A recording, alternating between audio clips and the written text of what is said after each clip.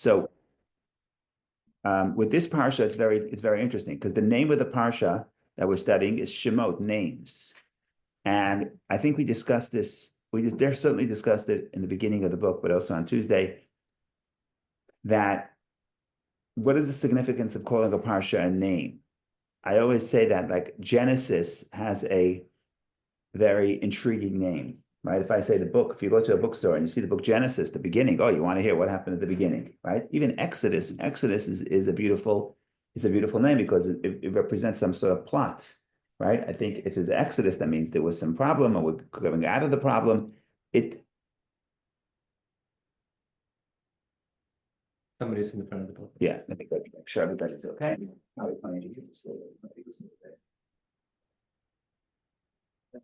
Good morning. Good morning. Good morning. No problem. You coming for Hebrew school today or? No, Oh, you did? no. I wanted to let his owners know that we got the wrong day. Then aren't you open on Saturdays? Is it? Yes, we usually open on Saturday, right? Yeah. I'm not Jewish, Right.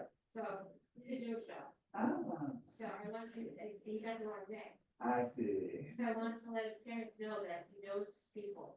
That's so And interesting. I took a picture. That's so interesting. Okay, So his okay. parents know that he knows people. Right? What's his name? Cooper. Cooper. Have a great day, Cooper. Great. They called me back, sorry. Yes, okay. Never did that. I've been in the rabbinate for 20 years, never had that. The dog came to stop by for the services, but then the person walking the dog realized that it's the wrong day because we're open on Saturday and the dog walker is not Jewish, but the dog's parents are Jewish. So that was hence the confusion. Okay, you learn new things happen. What can you do? Okay, let's go back to, so Exodus means that there's a plot. It's exciting, right? They even have the movie Exodus, right? It's a good name for a movie. So the Greeks call the second book of the Torah Exodus. What do we call it? Shemot. Shemot means names. I always say, I said this on Tuesday, if you go to the store and you see a book names, you're not going to buy it. You're going to think it's the phone book, right? I think all of us are old enough to know what a phone book is. So why name a book names? It's like a very boring name. So there has to be significance. So the interpretation that I offered on Tuesday and probably when we started this a few months ago is that there's a fascinating transition that happens in the second book, and maybe it's important to talk about it today also like what's happening in Israel, that you have the book of Exodus, the book of Genesis is about individual people and individual families.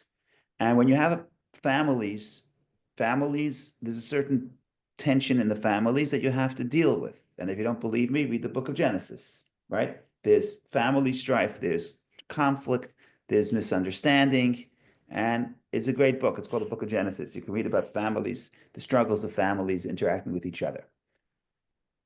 When you move to the second book, you become a people for the first time. So you're moving from family to people, from family to nation. And nationality creates a different set of problems.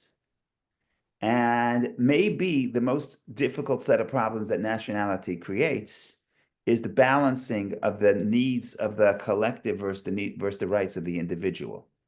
And every culture or every society has to figure out how they're going to do that. And some cultures err on the side of the benefit for the individual, even at the cost of the collective. And some, to the extreme, they say we just care about the collective, even at the expense of oppressing the individual or millions of individuals, right? So you have to find yourself, you have to find where is this society comfortable? Where does the society place itself on the spectrum of balancing individual and collective? A very difficult problem.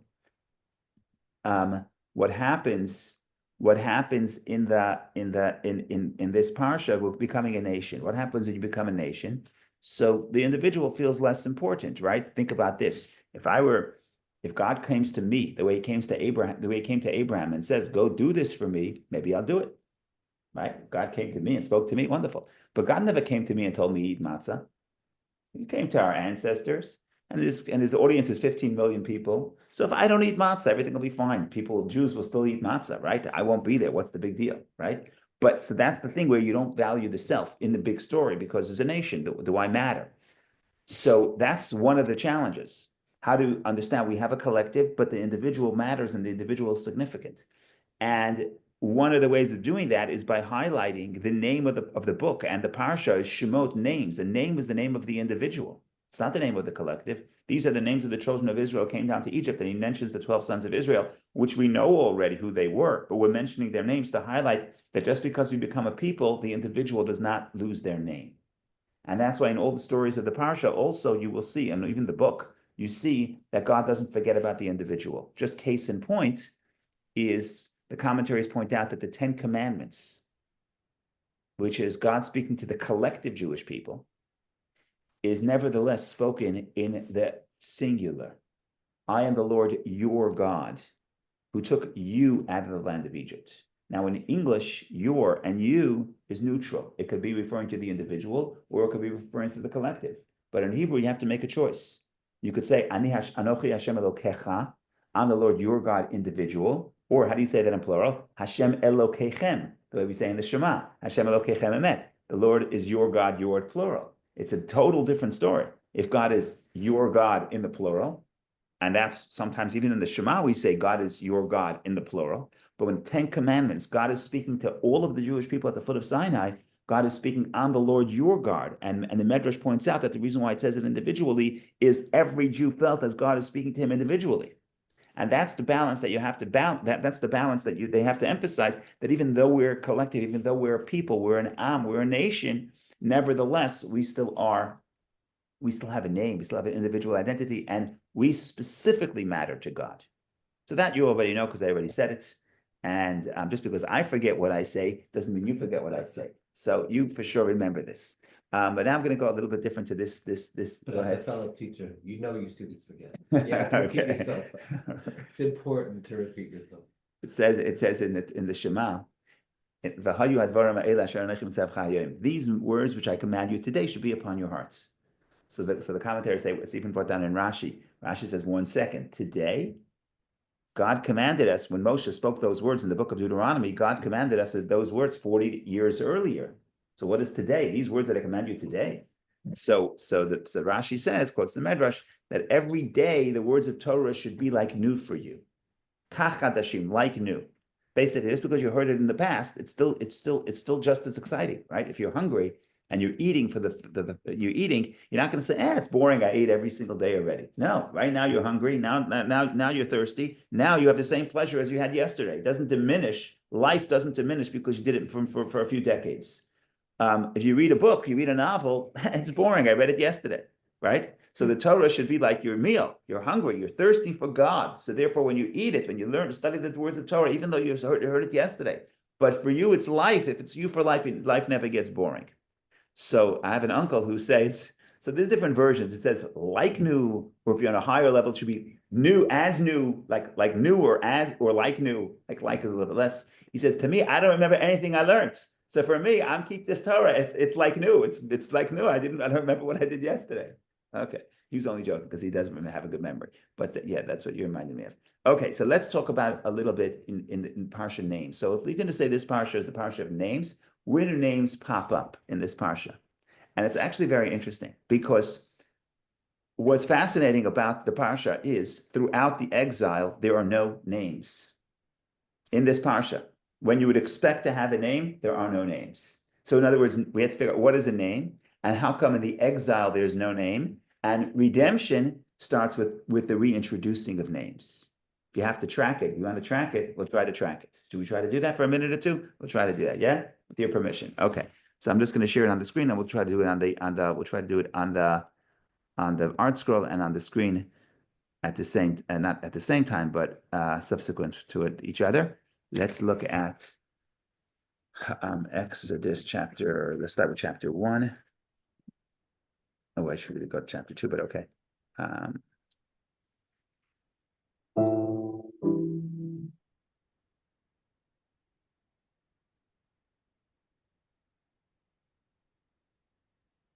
Okay, I'm sharing the screen. Ele Shemot Bnei Israel. These are the names of the sons of Israel that came to Egypt. So that's page 293, verse 1. Okay, this is their names.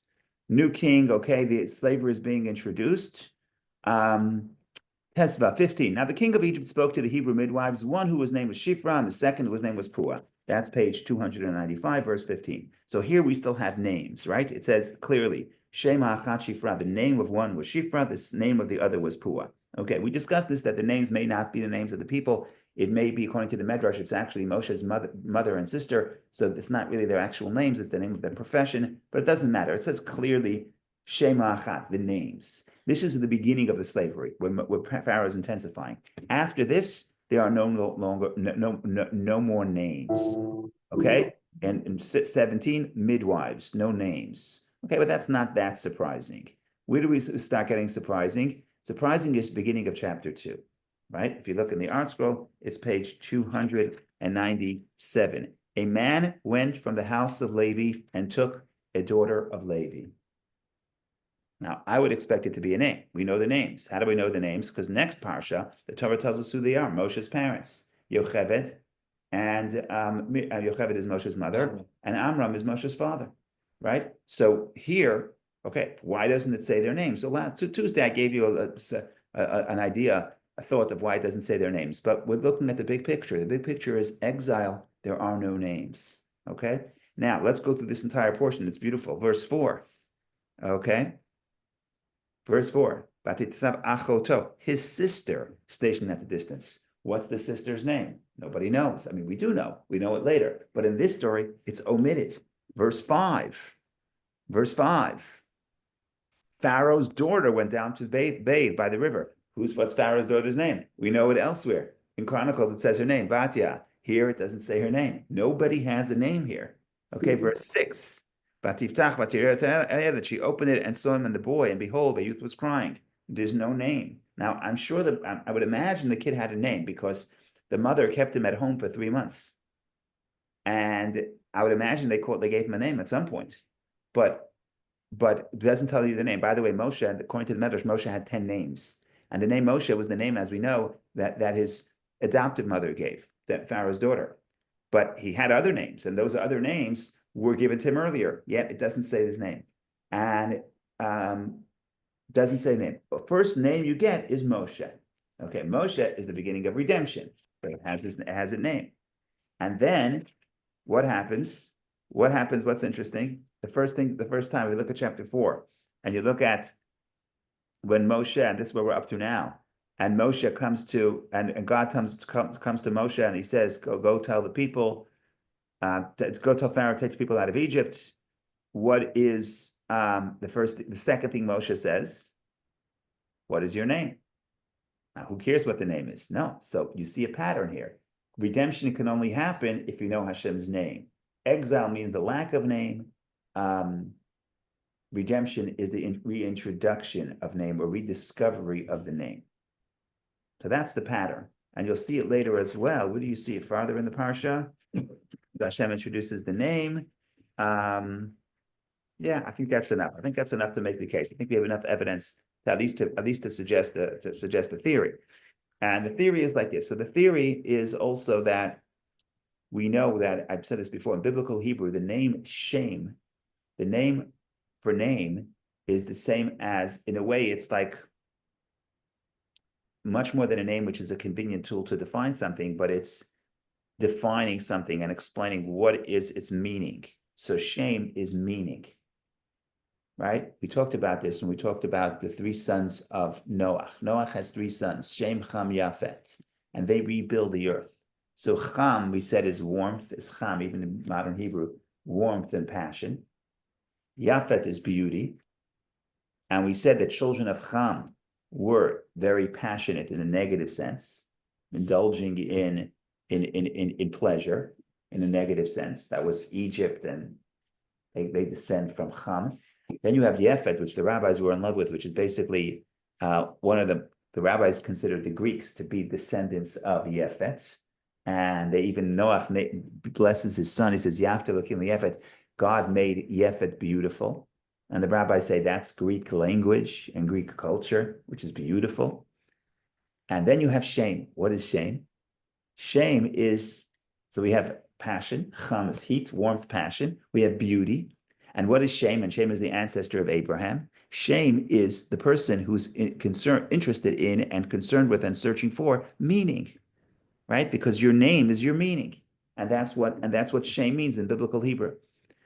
And that's why it's so important. That's why when they ask, what is God's name? We talked about this. Why was that? Why is that an interesting question? Because what is the meaning of God? The meaning of God ties into what is our meaning, right? If you understand what God is, you understand what the universe is, you understand what you have to do.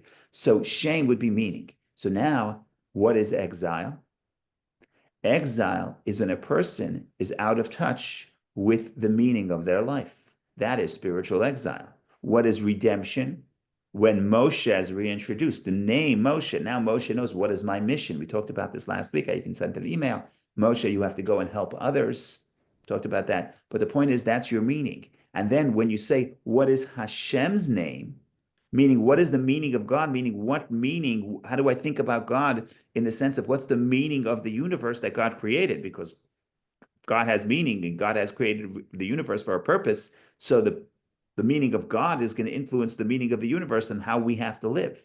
So now the answer to that question of what is the name of God, which we talked about that last week, but I'm going to give another interpretation based on this thesis, or at least theory, is that this is the big question. What is the meaning of life? What is the meaning of the universe? And that's redemption. Because exile is, I forget to ask the questions of meaning.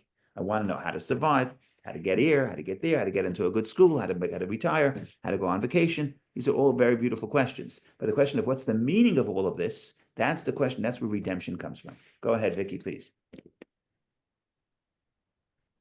Thank you, Rabbi. It's fascinating interpretation, and also like the theme is fascinating. So is it safe to say that the meaning of slavery is like people are not in touch with their own identity and somebody's stealing their identity? If I'm working for somebody else. Slavery. Right. So that's why in the beginning of chapter 2, it was just the nameless parents. Yeah. But then also in the chapter 2, so it's a very important concept to understand. Even I mean, if that's the physical slavery, if somebody is using, abusing, and stealing your identity, you're not in touch. You're not self-aware. You're not in touch with yourself. Is that the meaning of it? No, I think so. If I'm working on someone, what's the difference in a slave and an employee? Even if I'm an employee and I'm making minimum wage, here I say I'm deciding to go to work because I feel that this is advancing my purpose and my interests. So I have enough money to eat, to sleep, whatever I need to do.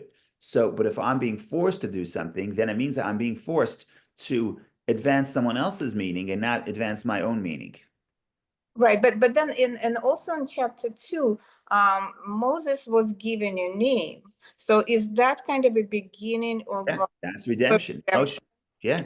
And we talked about this in the past, but I also wrote about this on Friday, that the question of Mashui, we talked about the grammar of the name Moshe. Why was the name Moshe?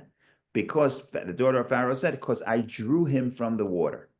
So there's a fascinating question that may not be a question. So Ibn Ezra raises this question and says it's not a question.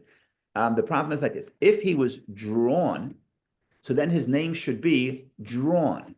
Instead of name being drawn, his name was draw. Moshe is to draw.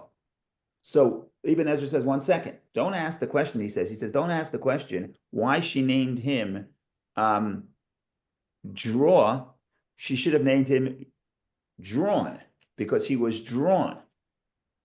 So the Ibn Ezra says, no problem, it's nouns. In Hebrew, you don't have to worry about the nouns. The grammar of the nouns doesn't really matter. The tenses and the nouns don't matter. But there are other commentators, later commentators, Shamshin Fal Hirsch says something beautiful. He says that what Pharaoh's mother was telling him, it wasn't a nice story. By the way, you were drawn. That's a nice story, but that's not your name, not your purpose. Because you were drawn, because you were saved, that's why your task is to save others. That's why she called him Moshe, you're the one who will draw. And right away after that story, we turn to chapter 3. In chapter 3, we see 3 stories where Moshe steps in to help the oppressed. So his mother's influence influenced him. But the point here is that was his meaning. His meaning was, you're the one who steps in to draw others out of their plight. And that's so did she sense it? Was it a prophecy on her part? Has to be. She hoped that this child would be the one to do so. Otherwise, why did he name him Mashui, the one who will draw? She should have named him Drawn. It's a Right. self-fulfilling prophecy. You have a child and you say, whatever you tell the child, that's what the child's going to be. We talked about this in the past when we talk about the boring names at the end of the portion of Genesis. Nobody knows it's the most boring parts of the parsha until you start thinking about the names, until you really go a little deeper. And it's the most fascinating part of the parsha. Why? Because all the sons of Cain and some of the sons of Hevel and some of the sons of Shet, they're giving their kids names that imply that your destiny has been decided, and basically we're human, and basically we fail, and you're going to be a failure because humanity is a failure. And then you have Noach's parents, and what do they name the kid? The kid's maybe 8 days old. I don't know if it was a bris, but the kid's a little baby in the carriage. And what do they name him? Zayinachamenu. This guy is going to bring us comfort and bring the earth comfort from the curse that God cursed the earth in the days of Adam. That's what you call him Noach, because Noach means comfort. So basically, he's saying this little kid, little baby, this infant is gonna overcome the curse of God to the earth.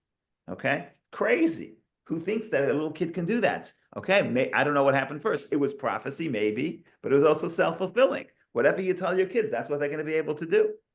And the daughter of Pharaoh says, you're going to be the one who's going to be Moshe. So I'm going to say, I don't know what happens first, the chicken or the egg, the cause of the effect, the prophecy, or the environment that you created. I don't know. I don't know. But the point here is, it's no surprise that somebody with the name of Moshe actually stepped in to draw others out of their plight, because that's what his mother, like you say in Yiddish, hacked him in Chinik. She banged him on the tea kettle, kept on telling him, repeating the same story. But also not just the story, but the lesson of the story. Not that you were saved. Mazel tov, that's a nice story. You were saved, and therefore, Moshe, you're going to be the one to draw others. Okay, fine. But in Moses' case, it's even more surprising because she named him because she kind of prophesied that he will be redeeming the people from the slavery of her own father. Yeah, I don't know if she meant I'm redeeming them completely or stepping in to alleviate the pain. I don't know how radical she thought. But whatever the case is, you're the God. You can't just sit idly by. People are suffering. You got to step in. Did she fully understand the extent to which he's going to be a Moshe, not just help one Jew when an Egyptian is striking, but take out the entire Jewish people? Maybe she did, maybe she didn't. I don't know. Even if it was prophecy, it could be. There's an expression in the Talmud where nibe v'lo yada ma nibe. Sometimes a prophet says something, but the prophet himself does not fully understand the full extent of the prophecy, right? So it could be she was the one who named him Moshe, and she said, you're going to step in and save others. Did she fully understand what it meant? Not necessarily. Maybe nobody could have known. But at the end of the day, you see that her name, what she said actually did come true. And maybe because, not just she named him, but because she kept telling the stories. My kids make fun. My siblings make fun. My mother keeps telling us the same stories again and again. You know, how she got the candlesticks, whatever the story, she got a couple of stories that she keeps repeating. But that's what you do. You drill it in. And if the name is associated with somebody's name, if the name is associated with the story, then the kid is going to hear the story. I have a brother who was born very, very quickly. And it's a crazy story, but I'm just going to give a stupid example. I don't know why I'm saying it if it's being recorded. So my mother put the apple cake into the oven, went to the hospital, which was Methodist Hospital, then a few blocks away from Crown Heights. And the baby was born before the apple cake was ready. Okay. So every year for this kid's birthday, she made apple cake. Okay. My point is just that when you hear stories and you repeat it, it makes an impression. But the apple cake is very nice. So my brother likes apple cake. But if the story is with a lesson, that's why not only you should eat the apple cake, but you should make apple cake for others. That's already life-changing. Okay, you see what I'm saying? You see when you restate and retell, that makes a deep impression. So that was just a concept, more like his character. Prophecy. I think it's prophecy, but again, I don't think that she Not fully all, understood the implications of the prophecy. Right? She understood he's going to help. What does that mean? Help could be pass the guy the orange juice. Help could also mean liberate a few 100,000 people. Right? But so yeah. Go ahead, Neil. A few thoughts actually. Viktor Frankl's book is called Search for Meaning. That's shame. That's meaning. Now Yeah. I'm connecting with that, which is really great. Kafka in his books has nameless people. Yeah. Also the lack of. And explain to me if you could. I know there's another portion in the Torah where Moses says, "My name needs to be removed." Connect that with there's a man from leaving and a woman Yeah, so let from me just leaving. think about this for a second, because there he doesn't say the name, the word name. I don't, does he say the name? Moshe says, forgive the people at the story of the golden calf. Yeah. Moshe says, forgive the people. And if you don't forgive me, if you don't forgive the people, erase me from your book. Yeah. And Does that mean remove his name? I think so. Now, it happens to be that there's one parsha from the birth of Moses in the Shemot until the end of the Torah, well, till Deuteronomy, because Deuteronomy is all Moshe speaking. He doesn't have to say his name. It's his voice. There happens to be one parsha where it doesn't say the name of Moshe, Tetzaveh, and Tetzaveh doesn't say the name of Moshe. And there's a commentary, the Baal HaTurim, who says that it happens to be that Moshe's, I don't remember, well, both his day of passing and his birthday happen in that story, in that time of the year, Tetzaveh. And he says that the Talmud says that a wise person, a chacham, a sage, even if a sage get curses, it does something negative, even if it's conditional, it's going to take place. That's what the Talmud says. Kilulas chacham, a curse of a sage, even if it's conditional, it's going to take place. So Moshe says, forgive me. If you don't forgive me, erase me from your book. So God did forgive, but God did erase him from the book, which is in that parsha. Tetzaveh doesn't say the name of Moshe, it just says, Va'ata you. So there's Hasidic commentary on that from here to fills up many, many pages. You can write a book about the Hasidic commentary on that, the definition, the connection between name and you. In a way, it sounds like Moshe is being punished, but in a way, you is actually essence and maybe deeper than name, right? Because name is already a description. But I say you is the essence. Like the Zohar says, when God says, I am the Lord your God. So Hashem Elokecha. So there's really 3 statements. Each one is 2 names. Hashem Elokecha. We know Elokim is the lowest name. It's the name of nature. Hashem is the transcendent name. But then the Zohar says the highest is Anochi, I. I is the essence that cannot even be described with a name.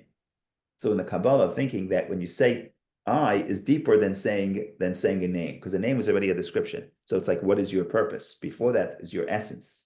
So somehow or another, the fact that Moshe says, erase me from your book because I want to defend the people, that is the expression of Moshe's essence. Moshe's job, Moshe's name is to give the Torah. Moshe's essence is to disconnect himself from the Torah to protect the Jews. In a way that's deeper than his name.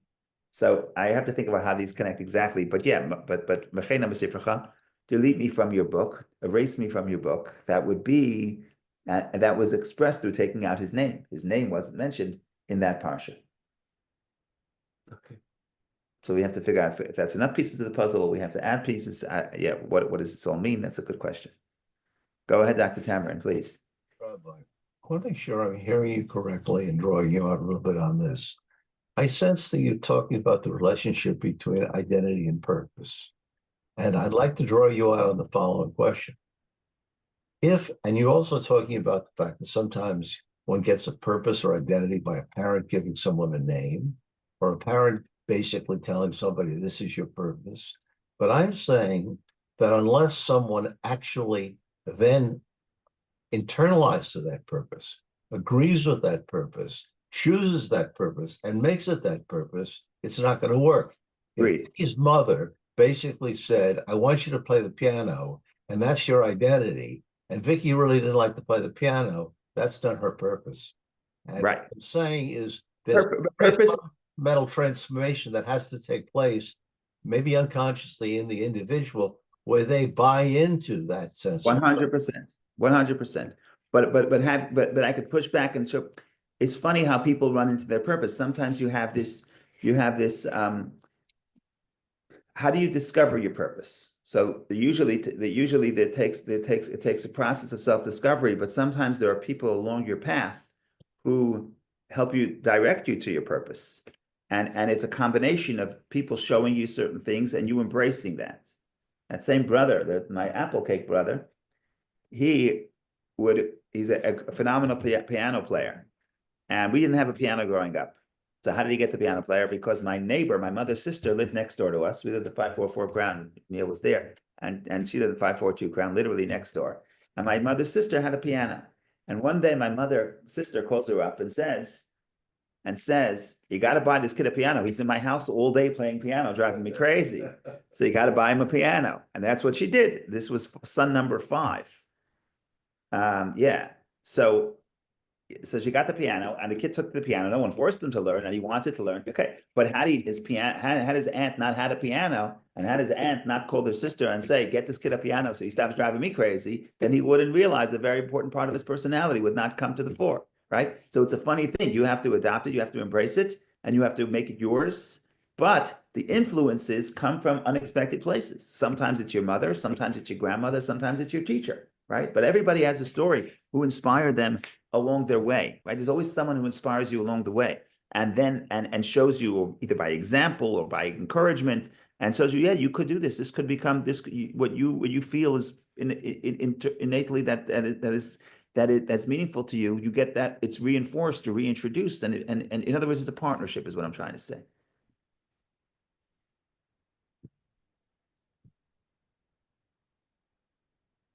Okay, yeah.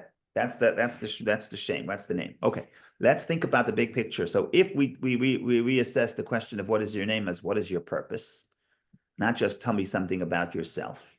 So now let's go back to where we were up to last week, and that is the name of God, where Moshe tells the people are going to tell me, what is your name? What am I going to say? And so I'm looking at on the Art Scrolls, page 305, verse So verse 13, really it starts with the question. I'm going to share the screen and share the verses on the screen. Here we go.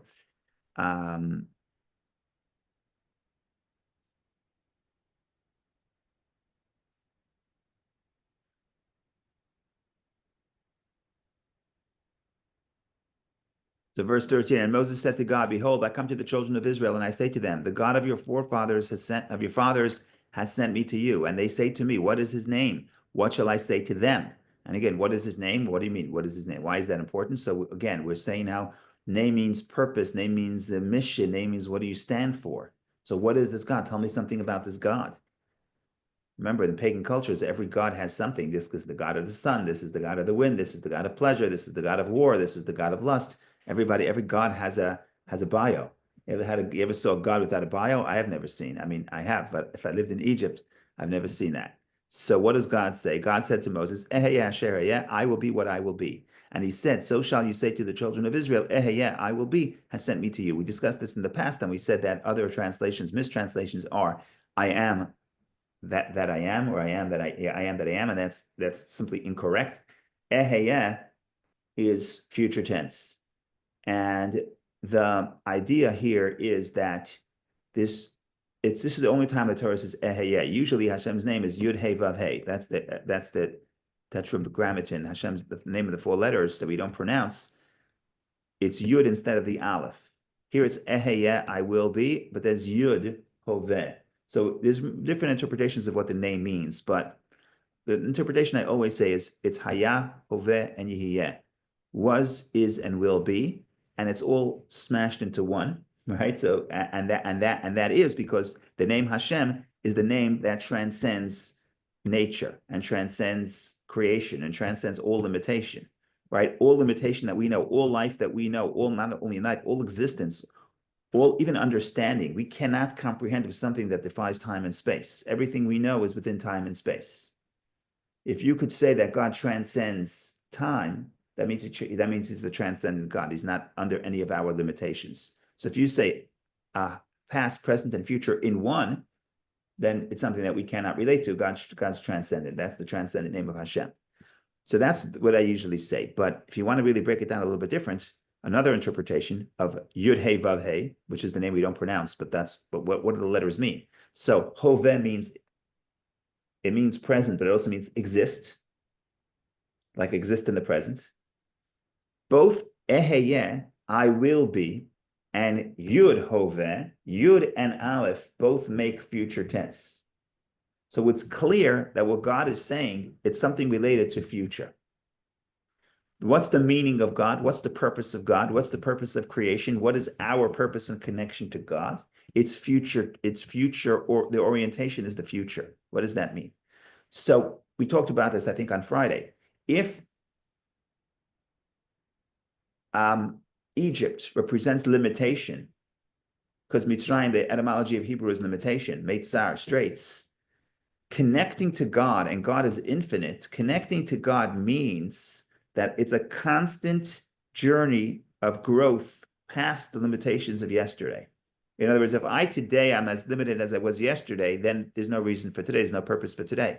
Every day I have to expand in some area on my journey of leaving the Exodus and connecting to the infinite. Right? We talked about this on Friday at great length, but we talk about this every year. Why is it that Judaism is obsessed with the mitzvah of remembering the Exodus to the extent that you have to mention the Exodus twice every day in the Shema, in the morning and at night?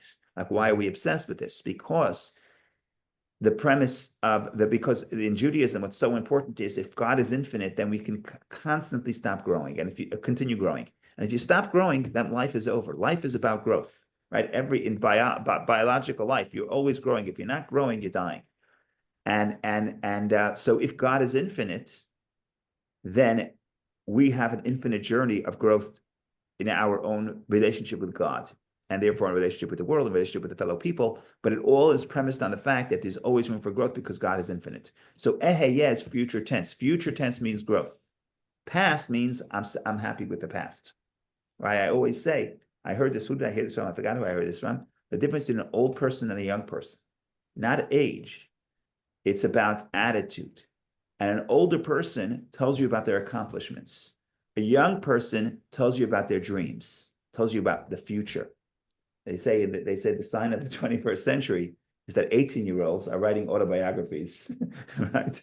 They're 18, they're already telling you what they accomplished. Dude, you got a whole life ahead of you. No, but so it doesn't mean age. I always said, like the Rebbe, when he turned 70, it's very fascinating. So no one ever heard of the Rebbe till he was 50, okay? So I'm not 50 yet, so I could still do something with my life. Nobody heard of the Rebbe till he was 50. When he was 70, he had a 70th birthday, and he said, 1972, and he said, everyone told him he should retire. And he said, retire? We're not going to retire. Now we're just starting. And the expansion of Chabad started in the Rebbe's 70s and really in the Rebbe's 80s. Like, of course, it started in the 50s, but the exponential growth it happened in the Rebbe's 80s, okay? So the point here is, he was young. He was a young man till the day he got sick, until the day he died. He was a young man because it was never about what have we done. It was always about what are we going to do, right? So that's related to the idea that Hashem is infinite. So no matter what we achieve, we can always grow. And if that's the name Hashem, then that's the name of what we are to do as individuals, but also as for history. Our goal is to advance the world. Now, you can look around the world and see setbacks. Well, you're not going to be surprised to learn that the end of this parsha, as we discussed on Tuesday, because the end of this parsha is a setback. Before we get to redemption, we get to significant setbacks. So this doesn't mean that the journey is always going to be smooth. The journey toward redemption, the journey toward growth, the journey to connecting to God is always going to have setbacks and even significant setbacks. But that doesn't matter. As long as we are in the attitude that we're always forward looking, we're on the path to redemption. Go ahead, Vicky, please. Thank you, Rabbi. So when when Hashem says to Moses to relate his name to people, he said, I shall be sent me to you. Does it mean that we only have the power to, our freedom of choice only applies to the future? We cannot change the past? Is that the meaning of it? In a way, we could change the past too, because even though we cannot change the facts of the past, we could change the meaning of the past, right? Psychology calls it reframing. But Right. you can look at an experience that was a setback. If that same experience now was setback and failure, but if that failure now becomes a motivator for growth, then the failure is no longer a failure. So the objective, the failure now becomes motivator. Failure becomes fuel for the growth. So a person starts a company, the company fails, they start a new company. So you can look at it as two, and a second company succeeds. You could look at it as two separate episodes. There was failure and there was success. That's one way to look at it. There could be could be the person would never succeed the second time around had they never failed the first time around. It's true in business, it's true in relationships, it's true in everything. And then you could look at it and say, if you're going to say that I could not have, if the person realizes I could not have succeeded had I not failed, then the failure now is not failure. failure has been redefined. Before I succeeded, the failure was failure. But once I take the failure as fuel for growth and fuel for greater commitment, now I actually redefine the past. So I didn't change the physical, factual aspects of the past, but I changed the soul and the spirit and the meaning of the past. So should we then understand that this is more like a forward-looking, like the Yeah. will be with you in the Yeah. future, no matter what you do, and also some limitations of human perception that we cannot go to in the past and understand that he existed, and that's more philosophical, that he existed before we existed. Right. So you want to, let's say, I don't want to confuse. We could talk about the philosophical point is also future, because But he's saying that to convey my name, you shall be. yeah. In other words, let's stick to today's interpretation. If you want to go to yesterday's, we'll reopen that package. But let's stay for today's interpretation. If what is my name means what is my purpose, what is my mission? Now, God doesn't have a purpose. God exists because he exists, but it means what is the purpose of God in creating the world? What is the purpose of God as creator, right? Let's put it that way. What is purpose of God as creator? Purpose of God, God is undefined. But what's purpose of God as creator, which really ties into the question of what is the purpose of creation, and therefore what is the person of the individual in the story of creation? And the answer is future tense. The answer is there's no goal, because since God is infinite, there can never be a goal. What's the goal? I want the GDP of this country to reach a certain metric. That's not God. God is beyond that. You can always improve. We can always go better. And that's the future tense. And that's individually, but also historically. Our calling is to advance the world and be optimistic. The world could reach perfection, or no such thing as perfection, because perfection means a goal, but you can increase, right? The Talmud says about the righteous in heaven, in paradise, but eventually the whole world. Our job is to make the messianic era as the world is paradise. It says we think of paradise. What's paradise? Paradise means you go to Florida and you sit on your beach chair and you do nothing, right? What is it? What's paradise in the vision of the Jewish sages? You know what it says? It says tzaddikim ein lahem menucha. Righteous people have no rest, not in this world and not in the next world. Why? Quotes a verse from Psalms, I forget which number, 80 something. They go from strength to strength. If the righteous, what they want is to cleave and know God, there's no vacation. You could never master the material, right? So it's annoying. I want to relax. So I say, you relax. There used to be a thing. I don't know where there's a statement. You relax in the grave. You know, this world you work and you relax in the grave. There's no relaxing in the grave. I hate to bust everybody's hopes here. In what's heaven? Heaven is knowledge of God. Knowledge of God. There are no vacations. Okay? Because every day you can grow. So that's God. That's that's future tense. I hope I didn't ruin anyone's day here. Okay. But you have to understand, in this world, even when we rest, the rest is to regroup, to be able to advance. There's nothing wrong with taking a vacation. But the vacation is not, it's not rest like Shabbat. Shabbat is rest, but the rest is not the goal. There's a sort of a balance of running and returning, a pulse between resting and accomplishing, or call it between joy and ambition, right? I'm joyous means I'm happy with what I have. Ambitions, I want to grow. You can't have one or the other. You got to bounce between the two, and that's Shabbat and the weekday. But the point is, it's an ever-growing cycle. The ambition is for the joy, is for the rest, and the rest is to motivate greater ambition. So even the rest is part of the growth. Like I said, the failure is part of the success. The rest, the stopping, is part of the moving forward, because you're not really stopping. You're just regathering your energy. So it's not really a stop. Okay, there are, yeah, we could talk. Yeah, okay, enough said. Rabbi? Yes, go ahead. Okay, my hand went down. You've really said something very profound, at least from my perspective as a psychiatrist. You've talked about the Hasidic definition of healthy aging. And what you've talked about is something very contrary to, as you actually elaborated with some humor, in terms of the traditional notion of working very hard and then retiring, and that's it. And then you're dead. And what you're talking about, as epitomized by the Rebbe, is he did some of his most profound work into his 80s. And you're also saying if you want to live meaningfully in your 80s, perhaps even in your 90s, you need to be thinking about constantly growing each day, not looking back, but looking forward. Did I get it right? Yes, now, So nothing Eric- wrong with looking back to celebrate and to be proud of your accomplishments. Nothing wrong with that. You can have a wall full of awards. That's okay. But if the wall full of awards is saying, and therefore now I don't have to do anything, therefore now my life has no meaning, then take down all those awards. But if the awards on the wall are saying, look how much I accomplished, and now I am positioned in the plane in the place that I can accomplish more. And then those awards on the wall are meaningful. Now, it doesn't mean you have to go now and do things that you did that have the same type of work. You know, sometimes I'm retiring, I'm not able to do what I did, but there must be something that meaningful that I can do based on my life's experience, right? It doesn't have to be grand. It doesn't have to be whatever my career looked like. There's nothing wrong with retiring in the conventional sense, but never retiring from having meaning. That is not a person always has to find meaning, and if they don't find it, unfortunately, they're going to deteriorate even mentally and physically. So there's nothing wrong with celebrating the past, provided that that is a motivator to growth. But if it's I'm celebrating the past and that's what defines me, and now I don't have to grow because I achieved so much when I was 30, it's almost, I don't want to say tragedy, but it's sad.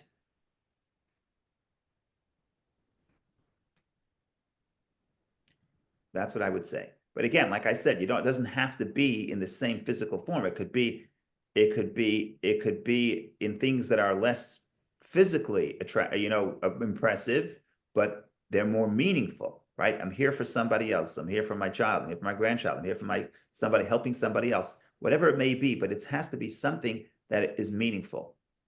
And that I think that not only mental health, it'll also give you physical health in old age, I think.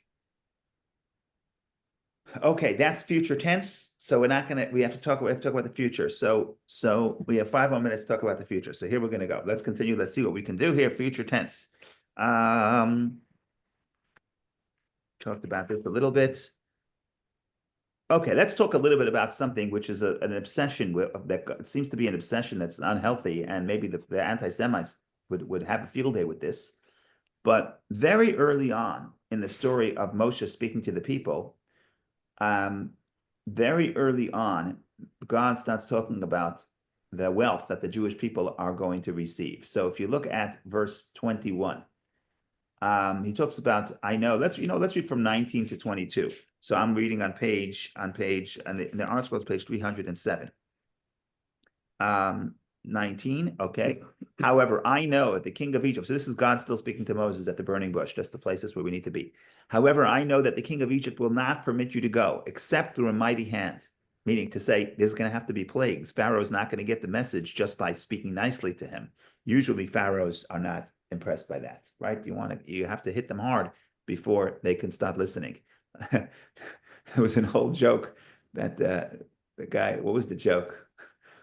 There's all kinds of jokes. I'll just tell you one joke because I can't resist. The joke is, the guy says, what's the joke? I don't even know the joke. I know the punchline. What's the joke? Let's come up with a joke for this punchline. Basically, the teacher, I don't know if it was an animal talking to the guy, said, I could talk to my animal, understands you could talk to my animals. He says, the donkey, please, could you move 100 feet? Please, could you move 100 feet? Yeah, donkey's not moving. This guy comes with the stick, hits the donkey, and donkey moves. So he says, what happened? He says, you spoke to the animal. I explained it to him. Sometimes you have to hit the animal to explain it, right? So Pharaoh, usually speaking to Pharaoh doesn't help. You usually have to explain things to him. Very topical. Yes, absolutely. That's why I was thinking of it. In any case, so God says, I know it's not going to work. However, I know that the king of Egypt will not permit you to go except through a mighty hand, and I will stretch forth my hand and smite the Egyptians with all my miracles that I will wreak in their midst, and afterwards he will send you out. And if you're looking for a positive story, because the end of this parsha is setback, but the parsha we're reading this week, we have 7 of the 10 commandments. God starts producing what he promised. Okay. 7 of 10 plagues. Plagues. What did I say? Commandments. Well, some people say they're related. That's a Freudian slip. Because that you'll have to explain. There's 10 utterances, 10 commandments, 10 plagues. God creates the world. So they have before there has to be, it's too much of a coincidence. It's not a coincidence. It can't be a coincidence. Okay. In any case, Here, and I will put this people's favor in the eyes of the Egyptians, and it will come to pass that when you go, you will not go empty-handed. Each woman shall borrow from her neighbor and from the dweller in her house silver and gold objects and garments, and you shall put them on your sons and your daughters, and you shall empty out Egypt. So this is the description that we're going to leave with great wealth. And it's almost like very early on. In other words, later on, when the story unfolds in chapter 12, we're now in chapter 3. In chapter 12, when they actually leave, there's this whole story where God tells Moshe, go to the Jewish people, please, please go. And please is important. Maybe, I don't know if we'll have time to talk about the please right now, but please go and speak to the Egyptians and ask them for the gold and silver, which creates all sorts of problems. What does it mean to, here it says borrow, but borrow is not the only interpretation. The word borrow could be problematic because they didn't really intend to return it. So we have to talk about the word borrow next week, God willing. But what happens is we have to leave Egypt with great wealth. Why do we have to leave Egypt with great wealth? So it's related to the fact that in the covenant between the parts, in the book of Genesis, when God first tells Abraham that his descendants are going to be foreigners and then slaves in a foreign land for 400 years, it says, and also the people that enslave them I will judge, and afterward they will leave with great wealth. So God has to keep the wealth. God has to keep the promise to Abraham and give the people wealth. And that's why in Exodus chapter 12, as I mentioned, where God tells Moshe, go speak to the Jewish people. Please speak to the Jewish people. Please, daber na, please. So Rashi quotes the Medrash that says, please, because if they don't do this, Abraham is going to be upset because I didn't keep the promise to Abraham. And the Medrash says the Jewish people, they don't want the wealth, because if you go to a slave and say, oh, don't worry, you're going to get money. He says, I don't want the money, just get me out of here, right? It's not natural for the person to start thinking about wealth when you're in that situation. But God says, please, it matters. Go out with wealth. So they have to leave with great wealth. So wealth is important, but the mystics always talk about there has to be deeper than wealth. When we leave Egypt with wealth, it's not just physical wealth. Maybe it's also physical wealth, but it represents much more. It represents if we are in exile, and that applies to the Egyptian exile, but also to the subsequent exiles, it's because there's something in that culture that we could take with us when we go back home to Israel. In other words, the perspective is not that we have all the answers and we have all the wisdom, and we were exiled just as punishment. No, sometimes we're exiled to learn from the host country. And when we go back to Israel, we are going to take what we learned from the host country, the culture, and use it for a holy purpose. In fact, the Medrash says that the Jewish people in the desert built a tabernacle to God, built a temple. And the temple has a lot of gold and copper and silver. Where did they get all that gold, copper, and silver? They get it from Egypt. Okay, so they think about the symbolism of you're taking the wealth of Egypt, which is unholy, and represents the opposite of transcendence, represents exploitation. And then you're taking that same wealth and you're using it for a holy purpose. And that's essentially what exile is. When we're in exile, we're exposed to different cultures. We find the positivity in that culture and we bring it back to holiness and to the service of God. A lot more to say about that, but that's for today. Go ahead, Vicky, please. Well, hopefully a short question. Is there significance in saying that you should put them on the sons and the daughters, all those parts of those wells? That's interesting. I haven't heard about that. There has to be. Yeah, the short answer is yes. What the significance is, I don't know. But the answer is yes. There has to be significance. So we have to think about that. Next generation, those treasures, right, and all the wells. Yeah. So in other words, it's also for the children. Right. Maybe children is future tense. Maybe that's maybe right. Maybe that's related. Right. Future, children is future. Maybe we have to think. I have to think about it. If you think of something, let me know. Okay. Thank you, everybody, for joining. Wonderful day. Wonderful week. Thank you. Thank you, Rabbi. Rabbi, when does the new course begin? The new course, we're going to start the Talmud course on February. I believe it's February 2nd. Okay, so it's a little while off. So it's 2 weeks from now. Yeah. Thank you. And then we're going to do it on both Wednesday night and Sunday morning. So it's the same course running twice. Correct. Yeah, but I think it's going to be, I'm excited about it. And these courses are given in 3,500 Chabads all over the world, right? Yeah, I don't know exactly the number, but in the back of the book, you can see all the different cities. No, there are the 3,500 Chabads. They're all over the place. Yeah. So if you have to travel somewhere and you want to check in and you don't want to do it on the Zoom and you want to do it in person, you could stop into other Chabads wherever you are and they'll teach the same course. Good, Okay. thank you. Thanks, Rabbi, as always. Thank Thank you. you. Yeah. Benjamin, thank you. Bye-bye.